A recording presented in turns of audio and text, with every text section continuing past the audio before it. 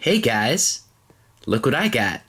That's right, I got this Keenstone UP100AC Duo, which basically means it has two different channels to charge on, so it is very versatile. So I'm going to quit talking. We're going to open up the box and we're going to see what's going on inside. Alright, so in the first layer, we have the instruction manual. We've got the charger under some foam protection. And then we've got all of our accessories, which I will take out and make it so you can see all of them.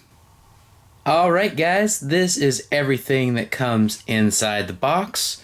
Since it has two channels, we have two balancing boards, two Dean's banana plugs, the power charger for this charger itself, and of course the manual like I showed you a little bit earlier. Alright guys, so here is a closer look at the charger itself. We're going to do just a little 360-degree tour here, and then we're going to talk about the different parts and pieces and buttons and locations and such. So here is where you go with channel 1. This is our first channel, which has 100 watts of power and charges 1 through 6 cells. And this is the channel 2, and it has 50 watts of power, which is still quite a bit for most applications, for most RC applications. Now, some people who have some very demanding stuff, like some high performance 6 cells, things like that, second channel probably is not the way to go. You'd want to go with the first channel and maybe even just charge this channel one at a time. But that's only for a very small segment of RC users. Most people charge in 3S and 2S batteries. You can run these both at the same time. At least that's how I understand it to be. We'll find out, of course. Here are the different buttons. I have not played with these yet, but I will soon. And now let's look at the side in more detail. Here you can charge your cell phone. You've got a USB port, or charge your little 1S indoor quads or whatever you want. And here's the PC link. I'm not entirely sure what you can do with that, but we've got one of those on the other side too. And here is where you plug in either your 100 to 240 volt power supply. So that is pretty cool. And is there anything interesting on the bottom side? Really does not look like it. So what I'm going to do is I'm going to start doing some charging. The weather should be decent, or at least reasonably decent tomorrow. So I'm going to prep for that, and I'll be right back.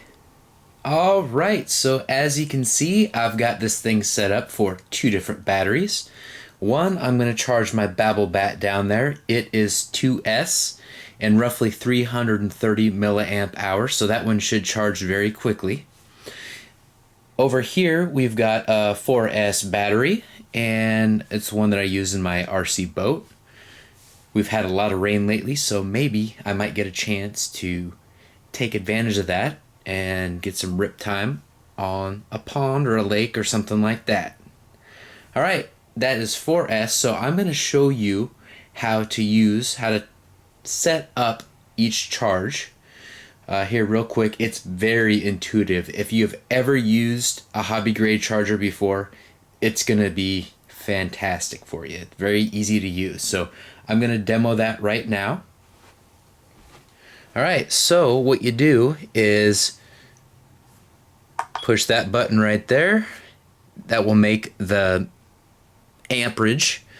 That will flash. If everything looks good there, hit start. It'll go to whether 1, 2, 3, 4, 5, 6S. It'll determine how many cells you want to charge. I'm going to move that to 4. Hit that, boom, I'm set. I'm set and ready to go. Now, to actually charge it, just like every other hobby grade charger, I hold that down It'll say, okay, do I want to continue? Yes, I do. So it's going to show how much energy they're putting, or the battery charger is putting into that cell right now. Okay, easy, simple enough. Seems to be handling the 4S battery no problem at all. Remember, this is the side that has 100 watts of power. So if you're going to be charging something heavy duty like a 4S, 6S, whatever, that's the channel you want to use, and probably by itself. But I'm going to do my Babble Bat right now too, just to give this a test.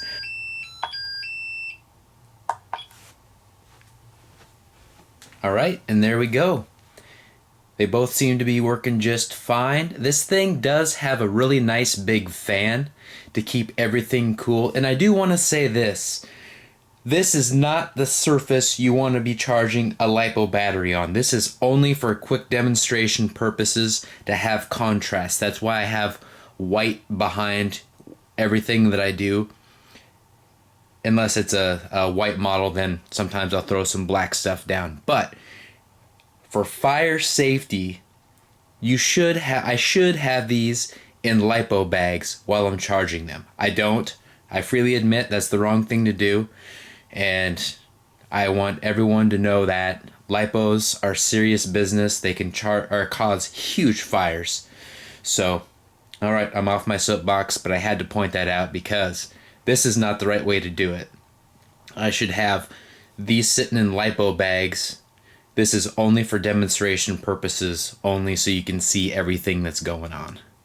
Alright, so I'm going to take a quick break, and we'll come back to this here in a little bit, and we'll check on and see how everything is progressing. Alright guys, so far so good. One thing I do want to clarify, this is actually the timer. I mistakenly said that was the energy being put back in. That's actually over here. So I'm just learning this thing, kind of as you guys are really, in real time. So wanted to clarify that, and I'll come back again shortly. Alright, so we're several minutes into the charging process, and this battery is nice and cool to the touch. Same with this one. And when you touch this, it's relatively cool. I would say it's warm. It's not hot by any means.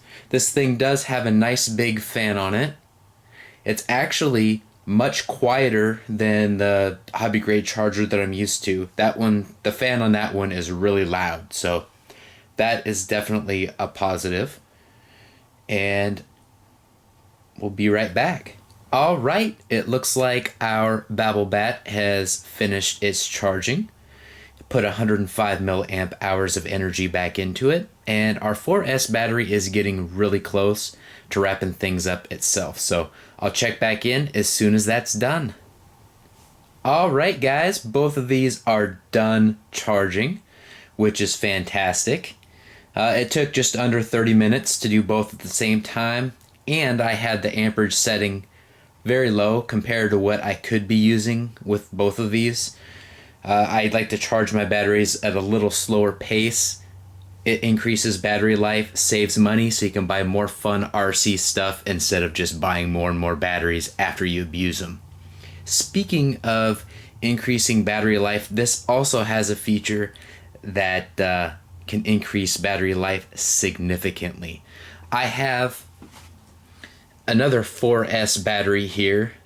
I've got them labeled 1 and 2, and this has about 70% of its charge in it. So I'm gonna use that up. I'm gonna set it up for storage, and I'll be right back to show you how to do that. Alright guys, I swapped out the battery that we just charged with the one with 69% capacity.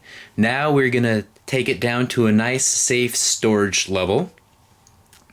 And to do that, as you can see, it says LiPo balance. We are going to change it to a different storage setting. And to do that, it's really simple. Just push it that way, LiPo charge, LiPo fast charge. This thing will allow you to do some very fast charging if you want to. I prefer not to, again, longevity of battery life. However, there are times when you've got a very short window to fly your RC stuff or drive it, depending on what you're buying this for. And you need to charge stuff fast, and that's the setting you use. Right, so here's the storage. So similar process to before. Hold that down, make sure you hold it down long enough, and then hit that again. And now we are gonna deplete that, and I will be checking back in as soon as that is done. So guys, I realized why it was so darn quiet before. The fan only turns on when it needs it. So it looks like the storage mode setting is a little more demanding on the circuitry within this charger than a straight up charge. So it kicked on the fan, and that's what you hear in the background right now. And it's somewhat loud, but you know what? Most of the time it's not on, especially when you're doing a charge over 30 minutes. Two things at the same time, it didn't kick on, so not a big deal. But something that I wanted to point out to you guys. Alright guys, the storage charge is now complete. It took out 329 milliamp hours, and that took about 36 minutes. And yeah, I'm gonna come back and we're gonna wrap things up with my final notes. Alright, it took roughly 36 minutes to take this down from 69% to 41%. Alright guys, I'm gonna wrap things up here with a quick pros and cons like always. As far as the pros goes, it's really nice to have two channels on the same thing. That is really handy. It's got 100 watts of total power, and I'm not sure if I was clear on that earlier or not, but you want to operate on channel 1 first. That one will do up to 100 watts individually, but when you kick in channel 2, that subtracts the potential from channel 1. So let's say you're demanding 80 watts, for example, on channel 1. You can only take about 20 watts on channel 2. I hope that makes sense. If not, ask me appropriate questions in the comment section. I always like to help out when I can. The size on this is phenomenal. It is really compact, especially for something this powerful. It's a good value. Check the link in the description for the price. Things like that are always changing, so I try and avoid saying those during the recording of one of these videos because they always change. It's really easy to use. Even if you are a brand new beginner, it shouldn't take long for you to figure this out unless you're really not that smart. I mean, really, it's that easy to use this thing. It's quiet when the fan's not working, and the fan usually doesn't kick on very much at all, so that is definitely a positive. As far as the cons go, the only thing, and I mean the only thing, is it would be nice to have it come with plugs like this.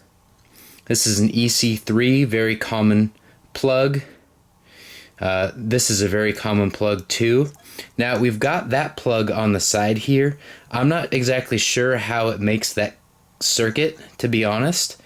I guess I'm not smart enough to figure that out, but I'm sure I will at some point, or someone in the comments will let me know exactly what that's for. With all of that being said, like, comment, and subscribe. GB Linden, out.